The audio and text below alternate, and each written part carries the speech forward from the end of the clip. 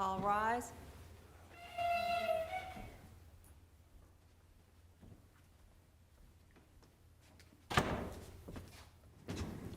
This Honorable Court of Appeals of Tennessee is now in session. Please be seated.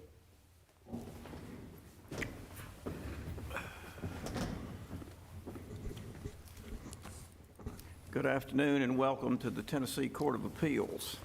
Appreciate you being here this afternoon. I'll take just a few moments and run over the procedure that we'll be following this afternoon and also introduce our panel. First of all, each side will receive 15 minutes to make its oral argument. If you wish to reserve rebuttal time as the appellant, you can request that when you come up to the podium. We have a very simple procedure here. Our lighting controls the time. As long as the light is green, you got plenty of time. Once the light turns yellow, you're running out of time, and once the light turns red, you are out of time. So we ask that you please respect those time constraints. We're pleased to have with us our Deputy Clerk, Angie Dempsey, today assisting us. Your panel this afternoon will consist of Judge Arnold Golden from Memphis, Judge Kenny Armstrong from Memphis, and I'm Steve Stafford from Dyersburg. Miss Angie, anything we need to take up before we get started? No, Your Honor. You may call the case, please. State of Tennessee versus $133,429 in U.S. currency from Joni, Kilenton et al. And we will hear from the appellant. Thank you, Your Honor. Your Honor, please, my name is Coleman Gary, and I represent the appellant in this cause. This is a matter before the court that stems from Before you get started, Mr. Garrett, did you reserve rebuttal time? I did not, but I would like to reserve 5 minutes, if Your Honor, please. Miss Angie, can you do that? All right, you may proceed. As I was saying, if Your Honor, please, that this is a matter that stems from a traffic stop that occurred on December the 22nd, in 2020, on Interstate 40 in Fayette County. This was a stop that was conducted by the West Tennessee Judicial Violent Crime and Drug Task Force, wherein they stopped the appellant in this case supposedly because of a expired license plate.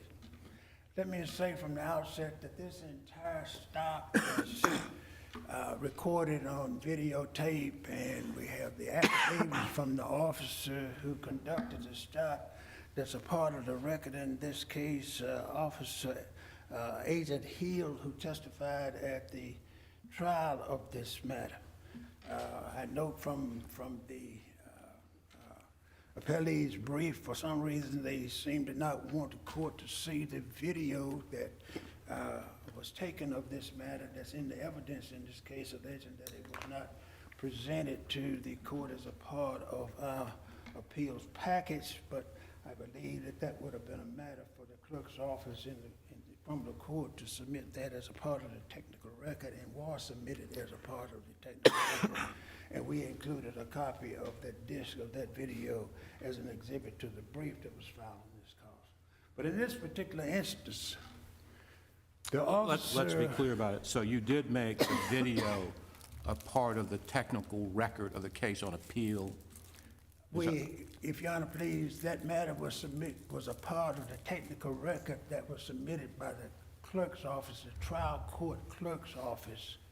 As a matter of fact, it indicated in their submission that the record was being held by, maintained by the clerk's office because it was so voluminous that, and I don't know if they, I didn't see that they referenced that and made that notation. When you say the clerk's office, are you talking about the appellate clerk, or are you talking about the trial clerk? Trial court clerk's office that prepared the technical records that supposedly included all of the exhibits that were entered into evidence during the trial of this matter, Your Honor. But in any event, on the evening in question, December 22nd, the appellant was riding as a passenger in a luxury SUV vehicle traveling westbound on Interstate 40 in Fayette County when the officers approached this vehicle. From the video, it indicates that the officer trailed this vehicle on camera for some 4 miles before the stop was effectuated. I don't know how long he had been behind this vehicle before that, but the video shows that he trailed him at some 4+ miles before the vehicle was actually pulled over. The reason supposedly given for pulling the vehicle over was that it had an expired license plate. When the officer approached the passenger side of the vehicle and requested the driver's license and credentials from the driver presented his license and a copy of the rental agreement showing that the vehicle was a rental vehicle. So the officer, within a minute and a half after stopping this vehicle, realized that it was a rental vehicle and indicated to the appellant and the driver of the SUV that it being a rental vehicle is not the responsibility of the driver or the passenger. It was the responsibility of the rental company. Notwithstanding that observation and statements to the appellant and the driver, the officer then asked the driver to step out of the vehicle, allegedly because he wanted to show him that the license plate was expired. It is our contention that this was a protectual stop because there was no reason to ask the driver to exit the vehicle. The officer knew from the time that a minute and a half after the stop that this was a rental vehicle. He had the driver's license and the rental agreement to review, and therefore while it is objectively valid to stop this vehicle, upon learning that it was a rental vehicle, the responsibility being on the rental company, there was no need to ask the driver to step out of the vehicle under the rules of showing him what the license plate showed. Did the driver testify? The driver did not testify, Your Honor. The driver's comments are all a part of the Agent Hill's affidavit. That's a part of the record in this cause. The driver, as I understood it from the appellant who did testify, was no longer in the country. He was of Arabian descent, and his whereabouts were unknown. But assuming the video is part of the record, all this will be on the video, I'm assuming. Is that correct? Yes, sir. All right. From the time that they first approached this vehicle, and according to the affidavit, and I've seen some statements regarding what drew this vehicle to the officer's attention, and that is because the vehicle, once they observed it, changed lanes from the fast lane to the slow lane in front of an 18-wheeler that was also traveling westbound on Interstate 40. The video doesn't show any such 18-wheeler, and the fact is there's no indication that there were any other reasons to detain these individuals once they realized that this was a rental vehicle and that they were not responsible for the license plates. This is a traffic stop that resulted in no traffic citation. It was a traffic stop that resulted in no arrest, even though these individuals were detained for some extended period of time. This was a traffic stop wherein the vehicle supposedly contained illegal drugs and illegal contraband and funds that they claimed were derived from criminal activity. The vehicle was not seized. No criminal charges were filed against the driver nor the passenger in this vehicle. At the end of their investigation, they returned the vehicle to the appellant, and the driver gave the appellant his $1,500 that he had in his pocket, returned that money to them, and told them that they could be on their way. While searching the vehicle, they, in the rear compartment of the vehicle, they located 21 bottles of promethazine with codeine. They discovered two packets of funds, one that contained some $27,000 and one that contained $105,000. The appellant tried to explain to the officers that he was a businessman. He was on his way to California. He was starting expanding his business in California. He showed them the records of his application for a business license in California. He told them that it was during the pandemic. He had problems with, had not established a bank account in California. His information that the banks were closed. He had workers that was working on a new facility in California, and that this money was to pay the workers for their work and to buy materials to open his expansion of his business in California. As a part of the record, we have the application for a business license in California. We have the all of the records of ownership of the vehicles. This appellant was the owner of, as the court found, a prosperous business. He had some 8 to 11 limousines that he used in his service, and we had records to show that he had some a cash flow of in the neighborhood of $400,000 for the year of 2020, and therefore he had basis for a source for the funds. There was no evidence of any drug sales. There was no criminal history.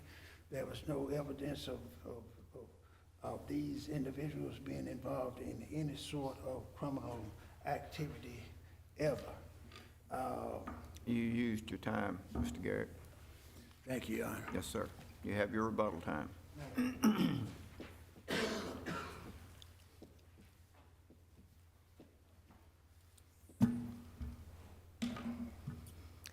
Good afternoon, Your Honors. Samantha Simpson on behalf of the state of Tennessee.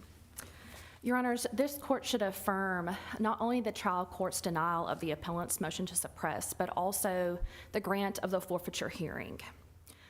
Initially, Your Honor, as I argued in my brief, the defendant has waived his suppression issue by failing to include the video of the traffic stop in the appellate record. As appellate counsel stated, the exhibit form states that the trial court retained that video.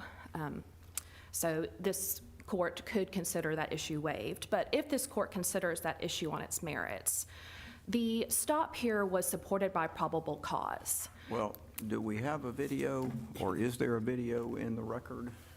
Yes, Your Honor. The technical record reflects that the trial court retained the exhibit. So Okay. there is an exhibit, it's just not in the appellate record. Because why? Because that may not be a fair question to you, and if so, I apologize, but was it designated to come up, or was it not designated, or? I am unsure of what specifically the appellant, as the moving party in this appeal, designated for the record. But again, as the appellant, it was his duty to prepare a sufficient record for this court to review. Okay, thank you. Let me further ask you a question. Is there a transcript of the evidence? No, Your Honor. There was no court reporter at either the suppression or the forfeiture hearing, and the appellant submitted a statement of evidence but failed to provide the state with notice. So the state filed a motion to correct the record, which this court granted and remanded back to the trial court. At that point, both parties submitted a statement of evidence, and the trial court adopted the state's statement of evidence along with the exhibits from the forfeiture hearing. Okay. And that is included in the supplemental volume in the record. All right, thank you. Was a video one of the exhibits? Yes, Your Honor. Officer Hill's traffic stop was supported by probable cause.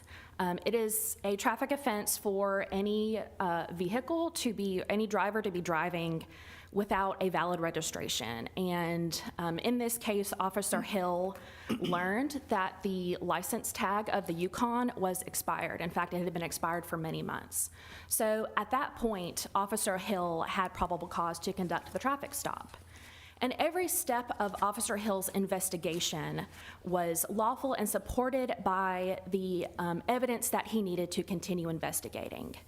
He asked the driver for his license and the registration, and the driver consented to step out of the vehicle and talk with the officer. And the officer then asked the driver to sit in the front seat of the patrol vehicle. The driver was not patted down, he was not frisked, his door was unlocked. There was no restraint on his freedom at that time. And while the driver was in the front seat of the vehicle, Officer Hill conducted a check on the driver's license. And courts have consistently held that that is a reasonable activity for an officer's investigation of a traffic stop. During that check, the officer learned that there were multiple individuals with the same or similar name that had outstanding warrants. So at that point, the officer needed to investigate further. The officer looked at the rental agreement that the driver had provided him, and the driver's name was not on that rental agreement. So Officer Hill asked about the other individual in the car, the appellant. The driver only knew his first name, and the driver stated that he'd picked up the passenger in a parking lot. So the passenger was also not on the rental agreement. At that point, the officer needed to continue investigating to determine who was the lawful owner or user of this vehicle, what was going on, who was responsible for the registration. So he continued to investigate this situation. And he learned that the renter was allegedly a woman who was flying to meet the two individuals in California. And he asked Mr. Amir, the driver, if he owned any, first of all, if he would consent to search, and Mr. Amir consented. And then he asked Mr. Amir, do you own any currency in the vehicle? And Mr. Amir, the driver, said, no, I only have an amount of money on me, I don't own anything else. The officer returned to the vehicle, asked the appellant to step out of the vehicle. The officer patted the appellant down, found some currency. The officer asked if the appellant owned any other currency. The appellant said no. The officer asked him if he owned any currency in the vehicle, or if the officer searched and found currency, whether the appellant owned it. And the appellant said no. So at that point, the appellant has denied owning anything else in the vehicle. The officers began searching, and in the floorboard of the third row of seats, they find a box which contains stacks of currency wrapped in gold-wrapped foil. After placing the appellant and the driver in the patrol vehicle for officer safety, they continue searching to continue determining what's going on here, and they find, in the trunk area, they find two similar boxes, one of which contained a controlled substance, promethazine mixed with codeine, which is a Schedule 6 substance, and they found more currency. Now, later, after the appellant was transported to the task force's office, the appellant claimed that he owned $105,000 of that currency. But he also signed a disclaimer of ownership of currency, which is in the technical record at page 15, and it states that he is not the owner of any currency. So all along, the appellant has given very inconsistent accounts of whether or not he owns anything in the vehicle, where it came from, and what the source of that was. At the task force office where he was being interviewed, he claimed that his business only made $80, but the $105,000 was from tips. So because the Officer Hill was unclear as to who was the authorized party that was supposed to be using this vehicle, where this vehicle came from, what was going on, Officer Hill reasonably concluded and continued his investigation until the contraband was found during the consensual search. And for those reasons, the trial court properly denied the motion to suppress. The trial court also properly granted the forfeiture petition. At the hearing, the state established that the currency was derived from criminal activity. The forfeiture statute requires that any property acquired by or received in violation of any statute or as an inducement to violate a statute is subject to judicial forfeiture. And Let me here, ask you, what was the proof that the cash was derived from criminal activity? What proof did you put on in that regard? Your Honor, Officer Hill investigated the 21 pint bottles of promethazine with codeine, and he learned that several pharmacies in the Washington, D.C. area had been robbed. And these 21 pint bottles of promethazine with a controlled substance were clearly intended for pharmacy use. Their identification labels had been removed, and they were intended for a pharmacy to use them to mix other pharmaceutical items. From that investigation, was to determine that promethazine was stolen in the robberies of the pharmacies in D.C.? Your Honor, Officer Hill contacted, I believe, Washington, D.C. police to give them this information, but he, at the hearing, stated that he was unaware of whether the Washington, D.C. Police Department had followed up on that. So there was no proof at the hearing that in connection with these robberies that promethazine was stolen? Well, possession of a controlled substance with the intent to sell or deliver is a felony offense. And here the codeine was a Schedule 6 controlled substance. And courts have held that when you're looking at controlled substances and large amounts of currency, that it's a reasonable inference to conclude that the appellant possessed that $130,000.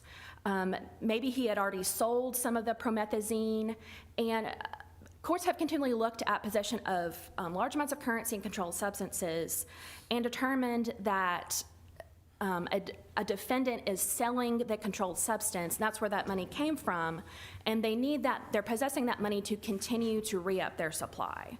So impliedly, the trial court determined that the appellant was possessing this controlled substance with the intent to sell or deliver, and that $130,000 was derived from selling that controlled substance, the promethazine with codeine. You say impliedly. Did the trial court make any specific findings about tying the illegal activity to the funds? Your Honor, the trial court's order granting the forfeiture petition is pretty brief, and it does not make a specific finding. What about the statement of evidence? Your Honor, that's not included in the statement of evidence either. The trial court adopted its order, but again, the order is quite brief. So in the order itself, there's a conclusion that the proceeds were derived from criminal activity, but there's no findings to justify this conclusion, is there? Your Honor, the trial court adopted the state's statement of evidence, and that evidence includes Officer Hill's investigation. So again, the trial court impliedly relied on all of those facts presented by the state at the forfeiture hearing to support its grant of the forfeiture petition. And unless this court has any further questions, the state respectfully requests that this court affirm the trial court's denial of the suppression motion and the grant of the forfeiture petition. Let me ask you, in most of the cases cited where large sums of cash were seized. Typically, you find they involved either search warrants where there was a history of drug activity on the part of that party who the cash was found on. We don't really have that in this case, do we? Do we have any evidence of any drug activity, criminal activity on the part of the appellant in this case? No, Your Honor, but that is not a per se factor that is required that the trial court make that finding before granting a forfeiture petition.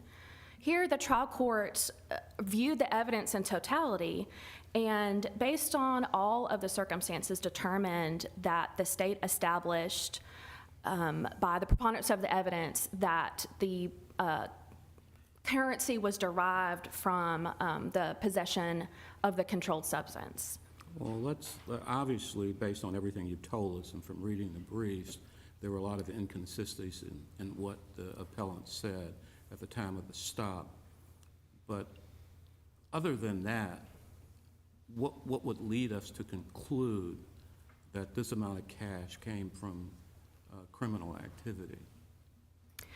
Starting with the traffic stop, this Yukon had an expired tag and was a rental vehicle that was not being driven by the renter or an authorized driver. And Officer Hill stated during the hearing that traffickers frequently use rented vehicles and use a driver that is not on the rental agreement to conduct trafficking. And the currency in the floorboard was wrapped in gold foil and stacked in sealed packages. And the currency in the trunk was packaged in the same type of cardboard box as the controlled substance. And both boxes were hid behind cases of beer. And later, the task force, another officer, ran a canine narcotics dog past the seized currency, and the currency alerted for the presence of narcotics. In addition to the fact that there had been robberies in the pharmacies in Washington, D.C., and that these bottles of promethazine were clearly intended for pharmacy use. All of that evidence adds up, and when viewed in totality, the trial court reasonably granted the forfeiture petition here. The testimony about the dog alerting on some of the cash, and I assume all of this cash was together. You didn't divide the part of the cash that the appellant claimed was his versus the other part of the cash found in the SUV. Were they separated or were they together? My understanding of the record, and I believe it's in Officer Hill's affidavit, is that the officer who did the canine search did testify at the forfeiture hearing. And Judge Stafford, my time has almost expired. May I have a minute to answer? Okay. You're answering the question. Go right ahead. Thank you. The officer placed currency, or another officer placed currency in multiple locations throughout the task force building. And without informing the canine officer, the dog was ran through the building and alerted on the currency. Did the judge make a finding regarding that and reaching his conclusion that the cash was derived from criminal activity? Not specific as far as... Did the judge cite the dog alerting on the cash as a basis for his conclusion that the cash was derived from criminal activity? Not specifically, Your Honor. Again, the order was quite brief in this case. You mentioned a moment ago that possession of this substance was illegal. It was a controlled substance. I believe Mr. Garrett said that there were no citations issued, no one was arrested. Was there some reasoning behind all that criminal charges weren't pursued here? Your Honor, the record lacks any information as to why or why not there were charges pursued. That's fine. Just curious. Go ahead. No, I'm sorry. Do you know the value of the promethazine that was found in the vehicle? I do not, but it was, again, 21 pint-sized bottles. Would that be enough that it would sell for $105,000? Your Honor, I am not sure what the going rate of that controlled substance would be, and the record does not reflect that in the statement of evidence or in Officer Hill's affidavit. Unless this court has any Thank you. further questions, the state respectfully requests that this court affirm the trial court's decisions. Thank you. you. Mr. Garrett, I believe you have 5 minutes in rebuttal.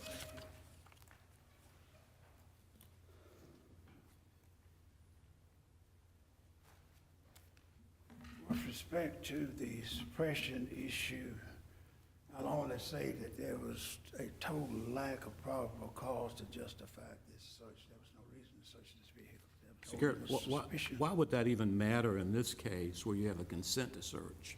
Well, the consent to search is questionable in the first place. We were talking about a driver that, there's a real question as to whether he even had the authority to grant the consent Well, to the search. cases say that a driver of a vehicle can consent to search, Well, we have to, particularly where the owner doesn't object to it. And in this case, the owner didn't object to the search, did he? no, sir, he wasn't asked. I don't think that even it was mentioned to the owner, that they had made a decision to search the vehicle. That was only discussed with the driver of the vehicle. Do the cases require the police to even discuss it with the owner? I don't know if they do. I don't have any authority to that effect, but if we're taking into consideration all of the circumstances under which this consent to search was supposedly given, is when he was being unlawfully detained and questioned and investigated about matters having nothing to do with the reason for the stop whatsoever. This was a total investigation about where you're going, what's the purpose of going there, what's in the vehicle. But this was, as in the case of Berrios, if I might add, Your Honor, in the state of Tennessee versus Eric Berrios, is a case involving the same officers, same agency, the Tennessee Drug Violent Crimes and Drug Task Force, where they stopped an individual and found a considerable amount of drugs in the vehicle, and they supposedly got consent to search, but the matter was, the proceeds were suppressed because of the interrogation of the driver and the stop being prolonged for them to conduct an investigation into drug activities when that was not the reason for the stop. So under similar circumstances, this driver was being interrogated by Officer Hill about matters that had nothing to do with the stop whatsoever when he asked him about searching the vehicle, and therefore it was improper to even ask under the circumstances that he be allowed to search the vehicle, because there was no reasonable cause to do so. There was no reasonable suspicion. There was no probable cause for any search. This was an expedition wherein it just shows the protectual nature of the stop in the first place. It had nothing to do with expired tags. It had to do with their desire to search this vehicle because it was suspicious to them because of their presumed expertise in the type of vehicles that's used in the middle of the night, a luxury SUV driven by two African Americans with out-of-state tags. That's suspicious to the officers because that's the way that they have been trained, and they had to find a ruse for searching this vehicle, and that's what they did. That's what they did in Berrios. That's what they did here. The only difference between this case and Berrios is in Berrios, they had the driver to sit in the back of the police car where they said that he was confined and was not free to go. So the task force has now changed its tactics. They don't put him in the back now. They sit him in the front seat, and they invite them, quote, invite them to sit in the car while they conduct their same illegal investigation without any probable cause or any reasonable suspicion.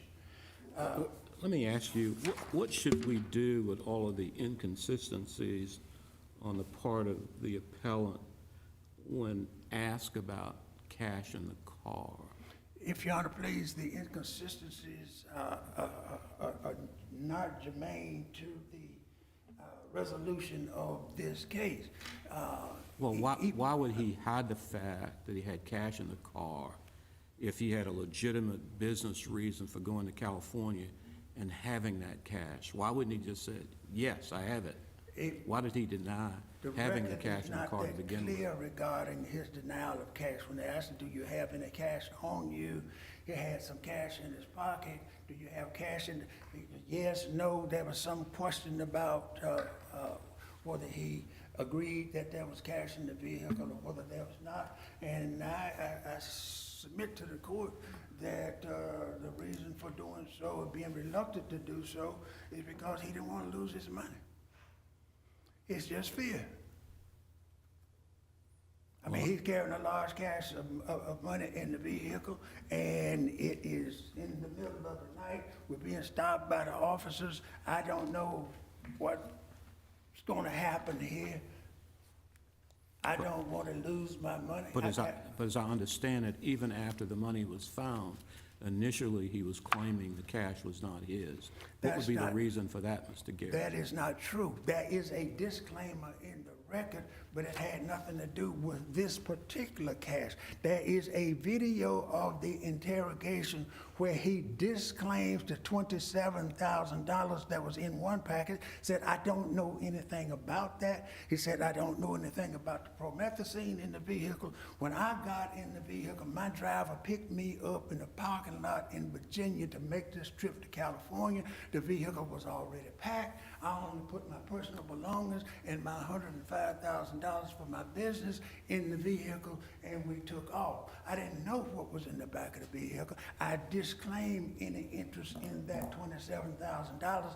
That had nothing to do with me. I had no knowledge of that. I just knew about the money that I had for my business.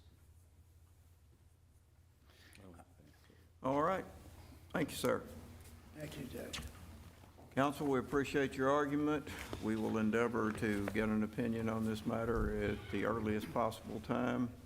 We will be in recess until the call of the next case. Ms. Angie, if you'll recess us. All rise.